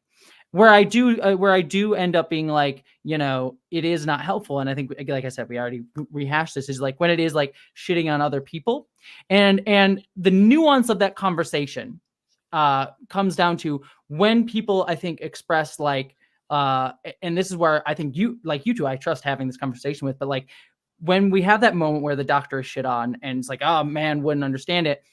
That is a shitty moment. And I think it should not have been there. But then some people will take it further and being like, this is what happens when you have the queers in the show. They take that conversation further. And it's like, it ends up, and it gets why it's like this moments, because it ends up giving ammo to the people who aren't there to allow queer people to be involved or to have these conversations about like, you know, how do we include queer people better and in a more normalized way and more often in a way that makes sense and is equal. And so it's like those moments, that's why I hate those moments, is it gives ammo to the assholes. So I think that's the problem. Asshole ammo. That's a new term I'm going to pick up. Yeah. I know. I think it's a great way to think about it. It's like those moments are asshole ammo because they frame things. It's the same problem I had. I don't know if you saw the Barbie movie, but the problem I have with the Barbie movie is that movie ends with like, oh, minor spoilers for the Barbie movie, but it ends with like you have the Kens and Barbie in like a matriarchy, and the Kens are treated like shit, and then the Kens fight back against that, and then And then the end of the movie is like the Kens can be part of our world, but they'll be treated just like women in our world are. Like they're treated just as badly as women in our world. So it's better, but not really great. And it comes across as this like revengey thing of like, well, we need to treat the men just as shitty as they treated the women. And it's like our goal in society should, and the goal of most groups fighting for activist rights is not to get revenge. It's to create a better world. And that's what Star Trek shows. It's like the goal of Star Trek and Doctor Who, I think, when at its best, is like, it's not about getting revenge. It's about fighting for that egalitarian world. And if you focus too much on like the trauma and pain of that, then you get lost in what we're fighting for. And that's what Star Trek is about. It's like we hit that moment of too much trauma, the World War III of it all, and move beyond it. And so I think the eyes always needs to be on the ball of like, we need to create a better world and aim for that. And that conversation will include people who have historically been the top power hierarchies having to, give that up. And whether that is, having to fight for that or for hopefully we can do it peacefully. But like that is part of that conversation about how we fight power hierarchies. But the goal of fighting power hierarchies is not to get revenge on those who had power or to put the people who have been oppressed in the position of power. It's to get rid of those hierarchies altogether. Well said. Yeah. All right, let's move on to just as we sort of get towards the end of the show and start wrapping it up. We'll have a bit of a chat about what we're maybe looking forward to most coming in 24. Obviously, we've done our run through of the highlights of 23, and we might actually start. I had a question before from Samantha. Sammy. Sammy says, "Hi Nick, so happy to see you. Have a question. Do you think Gwen will come back in season 2 of Prodigy, and how will she meet up with the crew? Because obviously at the end of season 1, she's gone off to the Valnacut homeworld to try to bring peace to her people, or to kind of maybe spread the message of Starfleet in a positive sense, so that there's not some kind of civil war that breaks out or whatever there. Look, I would be very surprised if we didn't see her in season 2, because obviously she's a big part of the show.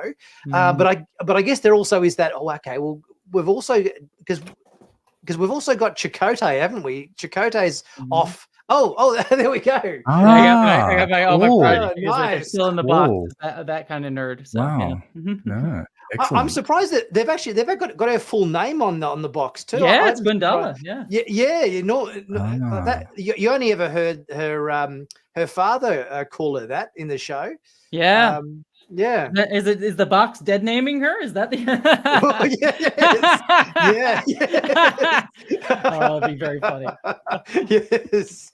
Look, I would be very surprised if we didn't see her, but it's just how we get.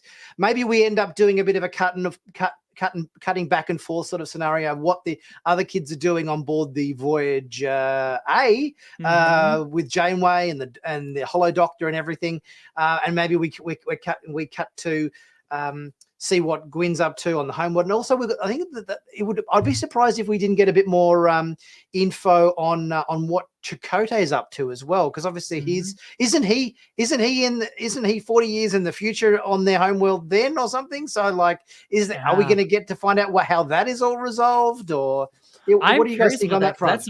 That's some timey-wimey stuff where it's like he's technically trapped in a future that no longer exists, right? That timeline got changed, and so there's that nebula at the end of season 1. So it's like that. It's now an alternate timeline he's trapped in. So it's like, what would be fun if they do something like that timeline's about to collapse, and so we have to go to an alternate future to save him before it like ends or whatever. That'd be like some trippy sci-fi stuff. Yeah, maybe they have to pull him out of the wormhole or something, a bit like Cisco in the DS9 wormhole, living with the prophets or something. Maybe something like that. And they've teased too. I believe they teased at because I was there at Star Trek Las Vegas. They teased that they want to bring in some of the larger like events of Star Trek into this season. So like, what do we know is going on then? Like the Romulan, it's the Romulan relocation, isn't it? Yeah, because that was. I don't think I need to look at the timeline, but I don't think the supernova has happened yet. But we do know that there was an evacuation. Like they knew it was coming, so they had to evacuate the Romulans. Like all leading up to the Mars attack on the synth attack on Mars. I think doesn't if I'm not mistaken, I think Picard leaves the Enterprise E as captain, gets promoted to admiral, has command over an Odyssey class ship that is with Raffi, with Raffi as like first officer. I Number think one. Was she the first officer? Yes. Overseeing the whole relocation thing. While I think Worf took over the Enterprise captaincy of the Enterprise E, I think, because obviously we something happened to the E. Yeah. We don't mention that, do we? Don't talk about my fault. Don't mention the E. So whether there's going to be some, whether there's a rendezvous with Worf captaining the E or something, perhaps, or I don't know. Yeah, maybe like dealing with Romulan evacuation, maybe dealing with Worf there. I mean, hell, if we're talking pie in the sky stuff, there. I mean, not that I wouldn't want to bring Avery Brooks back, but it seems like Avery Brooks doesn't have a desire to play Sisko anymore, which is sad, but it doesn't sound like he's interested in it. And so if that's the case, then having a sound alike in animation would be kind of a fun place to bring him in. Now, again, I would much rather Avery Brooks come back, but like Sisko has to come back at some point. So. Oh yeah, and I think, as you said, I think the way they have the comic that they have that right now. Yes. Back, so. Yeah, I mean, as you say, if he came back, just, I mean, maybe he doesn't want to play Sisko in live action, get him in a booth for a day, Get him playing a piano. Yes. Yeah. I kind of feel like after watching that, I don't know whether you saw that documentary with directed by William Shatner, where it had William Shatner going around and interviewing all of the captains of Star Trek.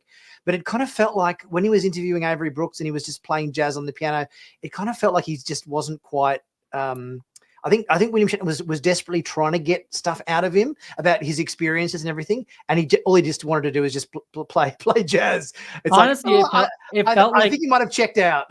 I think it felt like that. Having watched that interview, it really felt like he was trying to fuck with Shatner. I think like Shatner asked him, was like, "I'm doing this documentary, and I would love to interview you or whatever," and he's like, Shatner, all right, and then it was just like it's like come in my house and he's just fucking with him the whole night. Like the vibe I get is like Avery Brooks is just fucking with Shatner. That would explain a lot. Yeah, that's the vibe. I mean, that's my conspiracy theory on that, because that was just like it's so weird. It was such a weird interview. So yes, very. But yeah, I mean, but they're doing some interesting stuff now as well with not only sound like actors, but also I think there's a lot of videos now on YouTube with deep fake stuff and whatnot, where they actually replicate, like they take samples I wouldn't want that. of actors' voices and stuff and redo it. But I think the way they did it in, say, the way they did it in, like, say, the Babylon 5, the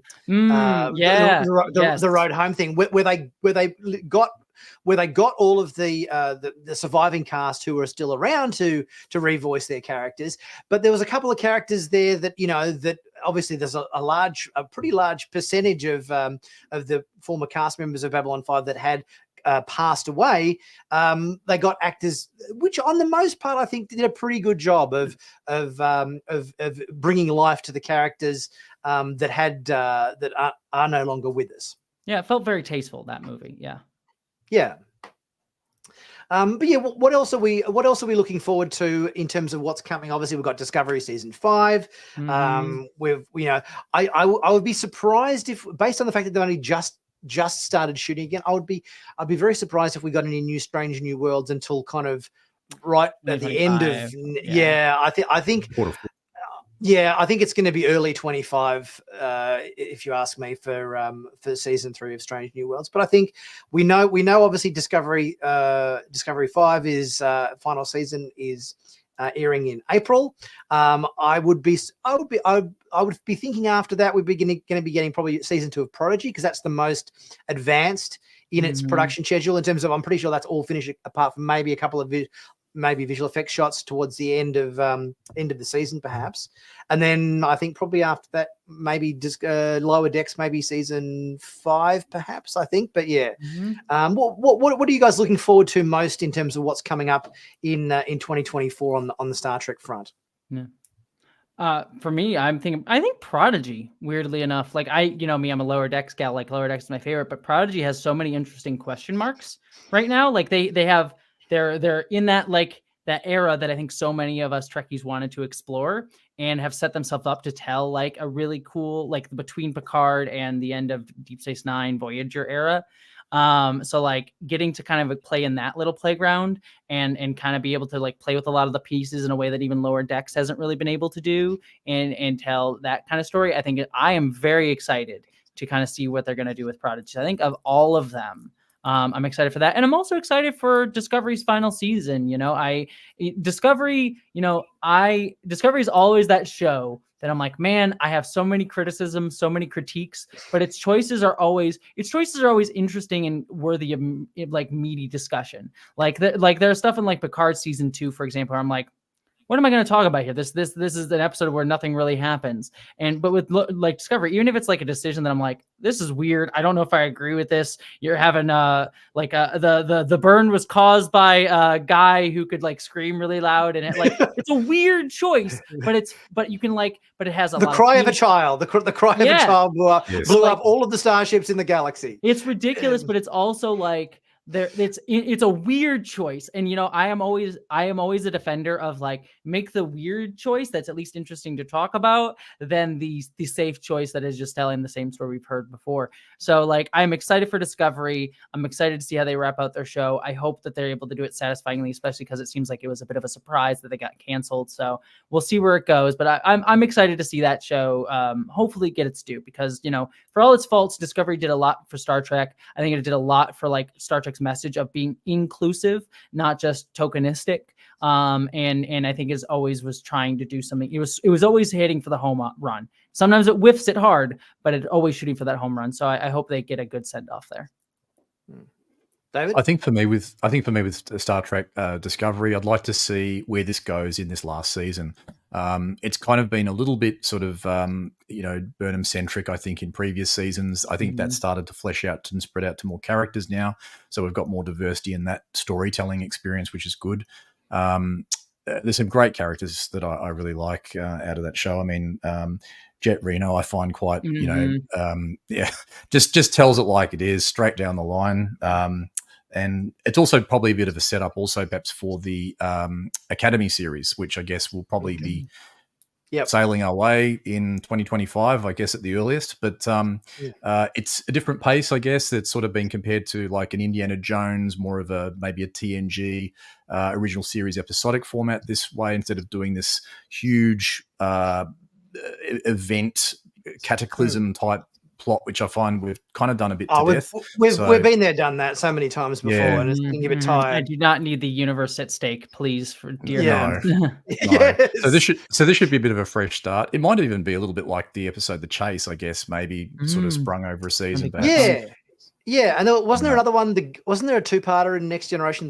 Was it the Gambit or something, which was like a kind of a treasure hunting? Yeah, there was like a treasure hunting kind of episode or something as well. Yeah, and as you said, David, The Chase. Yeah, I mean they were solid episodes. I think if it's engaging and it's got interesting characters and but it definitely feels like, from what I've heard, they're trying to have a bit more fun with it this final season, I think, from what I've read. So yeah, hopefully it's an interesting season, and it's a good send off for the show. Yeah, I will say I got to watch the clip they showed at SDCC, and the moment where Burnham is like crashing through and then like teleports in and then just sits down in her seat was it was fun to see in that huge theater. So yeah, it was a good time. So nice. Obviously, what was with the moth things that were in the last one? Of the bees were in that last clip we had. The giant cloaked bees. Yeah. Yes, firing those stinger things. That was quite interesting, wasn't it? Yeah.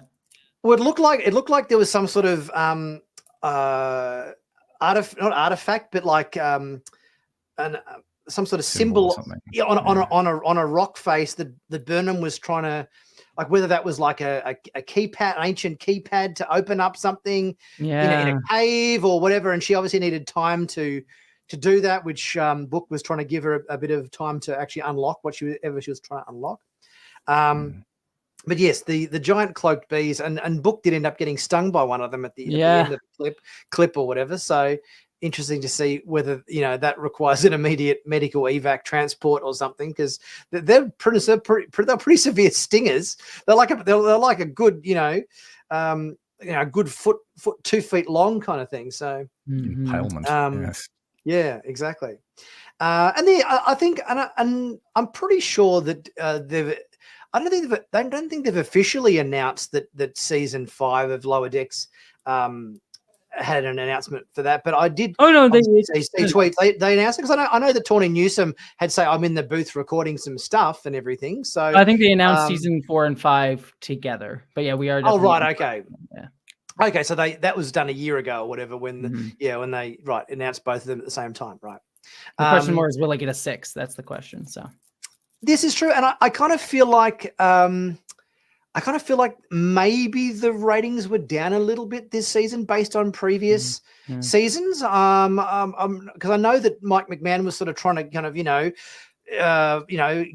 encourage everybody to watch it, and I think to a certain extent, I think just by the very nature of seeing the viewership, YouTube analytics, YouTube analytics, YouTube analytics, because I had obviously when season 3 of Picard was on was one of the best sort of whatever it was 2 or 3 months of my channel in terms of viewership, because everybody was so engaged in that content. The viewership was right up, and you could kind of tell that on the basis of my reviews that everybody was really getting into this season.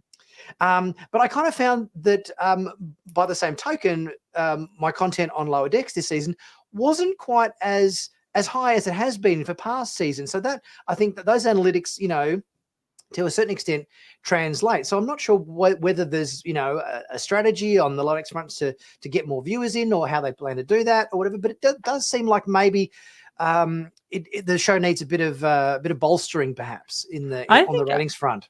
I saw a little bit of actually an uptick between this and last season of my analytics, a little bit, and I think the boost was from Strange New Worlds, because I think people watched Strange New Worlds, watched that crossover, and got into it. I even anecdotally, I had my partner's best friend only watched Strange New Worlds. It was the only Star Trek show that she watched. And then she's like, oh, what's this Lower Decks thing? And I was like, well, let me share with you all my Blu-rays. And she got into it. So I do think there's it wasn't like huge. She was like, oh, suddenly is my top performer, but there was a little bit of an increase with me. So perhaps that, and also too with that is like Lower Decks is less of a show that you're engaged in like a larger conversation, because it's a comedy show. So I doubt people like Discovery or Picard. I mean, it was like legacy show. They probably got their most promotion, and then also it was a week to week like story, so people were like, what's the next week gonna be like? Whereas Lower Decks a little less that, so it's a little hard to gauge. So who knows? I honestly feel like the bigger concern for Star Trek's future to me is even less the ratings and more what's going on with Paramount Plus.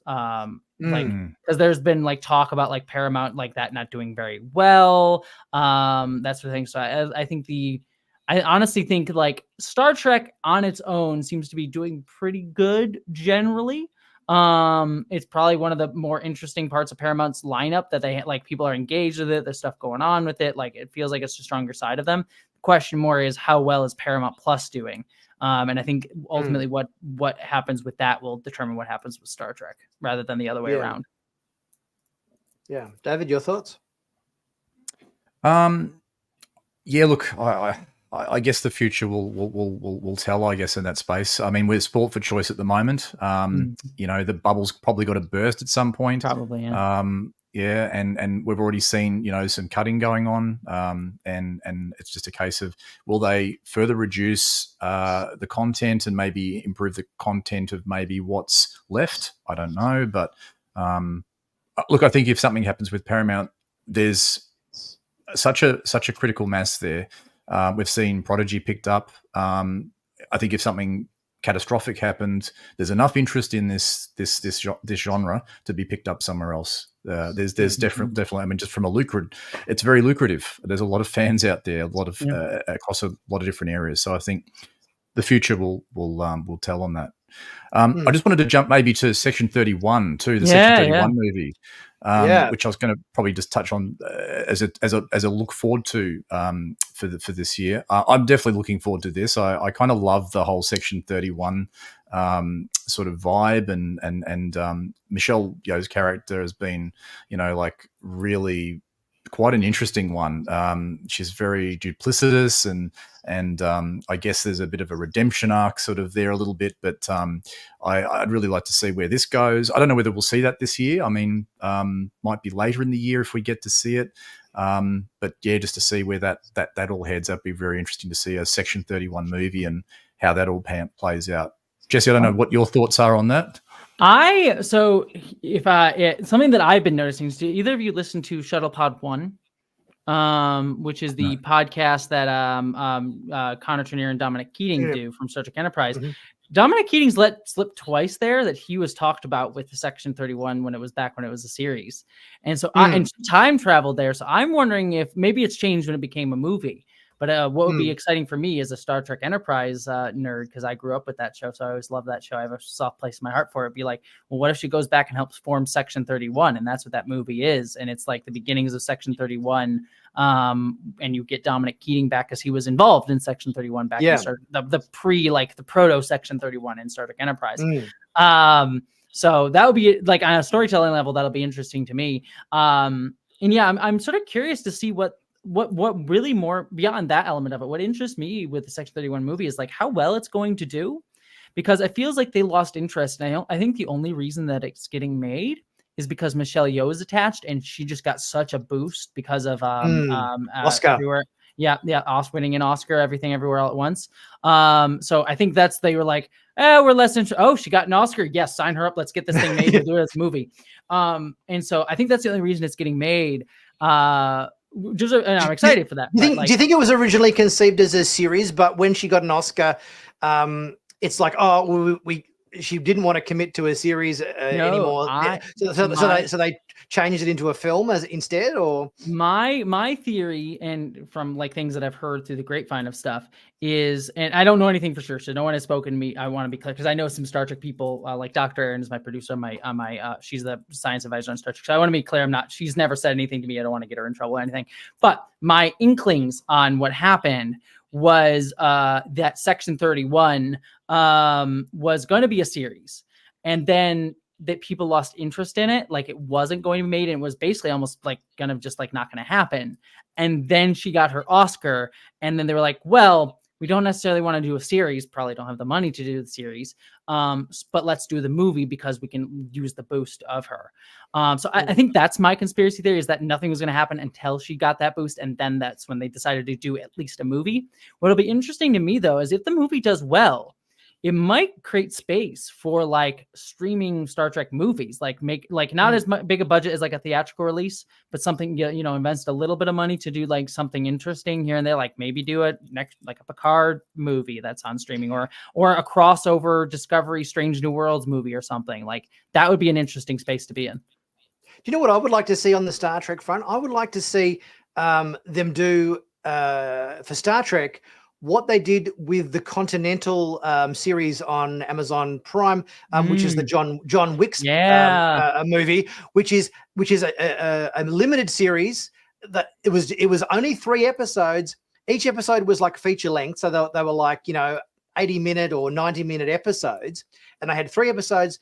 They told a story that was longer than what you could achieve in a feature film, but obviously less than what you would achieve if you did a 10-part series, and obviously be probably cheaper to do that as well. But it was 3 episodes, the better part of 90 minutes per episode, and it told a really interesting story. Can you imagine the areas of Star Trek, the times of maybe events in Star Trek's history, and the stories you could tell? I'm looking at the Romulan War, say, as a follow-on from Star Trek Enterprise. That was always one that keep doing. You could tell in this sort of short form, call it a mini series, call it a short, limited series, or whatever they're calling it these days. That I reckon that would be a really interesting, direction to take on the Star Trek front. Yeah, it would be cool to do call it like Romulan War, Birth of the Federation sort of like thing, because you can do that lead up to like the Federation really coming out of the Romulan War. That would be a really interesting thing, and maybe even get maybe they're a bit too old for it now, who knows? But you get like Scott Bakula back and Connor Trenier, Dominic Keating, Jolene Blaylock, that sort of thing. So yeah, I mean, I think it wasn't the Romulan War meant to be set like a sort of around 15 years or something after. Yeah, they might have aged out of it, but yeah, it's like it's set. I mean, you could do it. I think they're probably just, if it's meant to be, 15 years and what it's been kind of more like, 20 to 25. I reckon you could, I think squeeze a Hollywood magic, off you can do it. Yeah, exactly. I think you exactly. Can do it. I think it's definitely a doable feat, and I would be interested in that. And I think that'd be, we've gotten so much, like TNG love, Voyager love, a little bit of Deep Space Nine love here and there, not much Enterprise love. So that'd be a good thing to do for that, I think. I do kind of feel like Enterprise is sort of the forgotten stepchild of Star Trek. It's sort of all the other shows get the most love, and there's also Enterprise, but with that sort of almost, it wasn't until the old scientist episodes of Strange New Worlds where they're actually mentioning Enterprise characters, which sort of surprised me, because it just sort of seems like it's one of the forgotten Star Trek series, it would seem. It is also the NX-01 is in Strange New Worlds, the room. If you notice it in the background all the time. Oh, on the wall in the background. Yeah. So at least it's there. At least it's not totally forgotten. But yeah, no, I think that'd be interesting. But even if you don't do like a Romulan War thing, you could jump to like doing doing little movies all over the Star Trek timeline. Like there's a huge swath of time between the end of Picard and where Discovery picks up with the Burn. So like, what if you do like a Burn storyline, or like what happens like with like right at the Burn, that sort of thing? Like there's so much you could do. I think you could play around with a format like that, kind of be like very short treks, but give a little more heft to it. So a short trek, not very short trek, short treks. And we lost him again. Oh no. That's right. He always seems to drop out his internet connection mouse. I mean, he needs to get a new internet provider, I think, because it's a running theme that during the course of the live streams, he always disappears at least one. Teleported away. And comes back again. Well, one era of Star Trek I think would actually be really interesting to see, which is probably one of the more under fleshed out eras, I think, if they were going to do something like that, would be that period of time, say after Undiscovered Country, but before Encounter at Farpoint. The Lost Era time. Yeah. Do like the Klingon like stuff there. They had a good run of books that were set during that called the Lost Era books. That would be a fascinating era of time. Yeah, I think that's probably one of the as you say, it's more under fleshed out areas of time in terms of what actually went on during that period, because there's a good 50 years or so, isn't there, between those where you just to see play with whether that's involving somehow a young Picard on the Stargazer, or whether it's what was I'm not sure what you could do a Sulu on the Excelsior. Yep. You could even do like a young Janeway, young Sisk. You could recast a lot of them and play with that era. I think a decent amount. I think there'd be. I'm trying to think who else is floating around. Spock's in there. You can give old age makeup onto why am I blanking on? Names are escaping me today. Apologies. Spock, Strange New Worlds, playing on the actor's name. Ethan Peck. Get Ethan Peck and some old age makeup might be fun. There's some you could play around in that era and have a good amount of fun with it. We're talking about the era between like Undiscovered Country and I don't know if David's frozen. Yeah, Encounter at Farpoint. Yeah. Just in terms of if you were to do a limited series or something, or another movie kind of in the same sort of way that they're doing Section 31, whether or not he's gone again. Try to explain it. But yeah, no, I think there's a lot of puzzle pieces you could pick up and play with there, I think. Yeah, absolutely. Very good. All right, we're coming up to 2 hours now. We've probably gone a little bit over time, so that probably actually isn't a bad time to wrap it up, seeing as how David's internet connection is failing him. Any other last comments or hopes and dreams for what's coming in 24, Jesse, before we wrap it up? Definitely not a 24, but a hope and dream is like, I do want one more Kelvin movie. Hope they figure that out. It keeps coming up and then going away, coming up and going away. It probably will never happen, but there's a weird part of me that's like, look, I don't need another 3 Kelvin timeline movies. I just need one more, because honestly, Beyond felt like a to be continued sort of thing. And I just like, give me one more to like really wrap out that section of Star Trek, and then we can move on from it. But it's like, I really feel like that little corner of Star Trek just needs one more movie to really feel like it got to tell its story.